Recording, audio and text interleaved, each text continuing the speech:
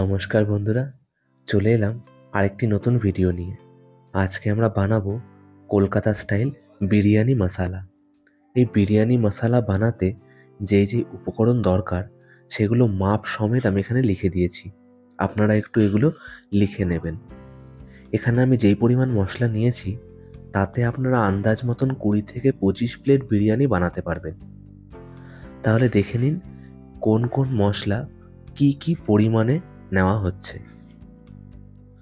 মশলাগুলির মধ্যে আমি এখানে নিয়েছি 2টো জায়ফল, 10 গ্রাম দালচিনি, 3টে স্টার অ্যানিস, 3টে বড় এলাচ, 10 গ্রাম জাবিত্রী, 5 গ্রাম গোলমরিচ, 5 গ্রাম লবঙ্গ, 10 গ্রাম সাদা মরিচ, 15 গ্রাম ধনে আর 10 গ্রাম কাবাব চিনি। সাথে আছে 25 গ্রাম ছোট এলাচ আর 10 গ্রাম সাজিরে।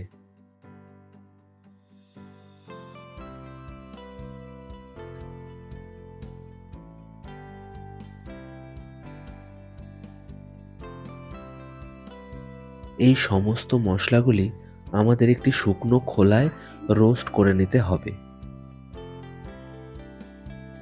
সবার প্রথমে জায়ফল, দালচিনি, স্টার অ্যানিস আর বড় এলাচ এগুলিকে 1 মিনিটের জন্য প্রথমে রোস্ট করে নেব।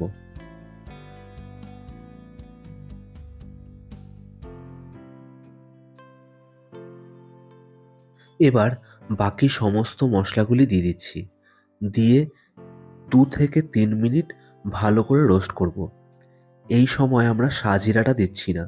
সাজিরা যেহেতু খুব পাতলা হয়, এই সময় দিলে পরে জ্বলে যাওয়ার চান্স থাকে, তাই সাজিরা আমরা সবার লাস্টে দেব। 2 থেকে 3 মিনিট সমস্ত মশলা রোস্ট করার পর সাজিরাটা দিয়ে ঠিক 15 থেকে 20 সেকেন্ড আমরা রোস্ট করব। তারপর গ্যাসের ফ্লেমটা বন্ধ করে দেব।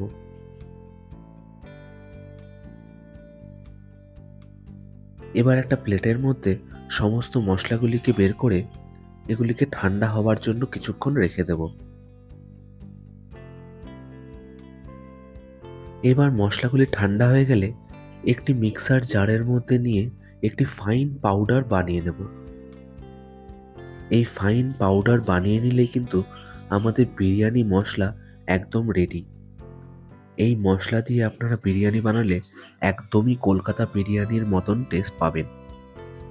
আপনারা কিন্তু অবশ্যই বাড়িতে এই মশলা বানিয়ে বিরিয়ানি বানিয়ে ট্রাই করে দেখবেন। আর আমাকে কমেন্ট বক্সে জানাবেন আপনাদের এই রেসিপিটা কেমন লাগলো। যদি ভালো লেগে থাকে তাহলে অবশ্যই সবার সাথে শেয়ার করবেন।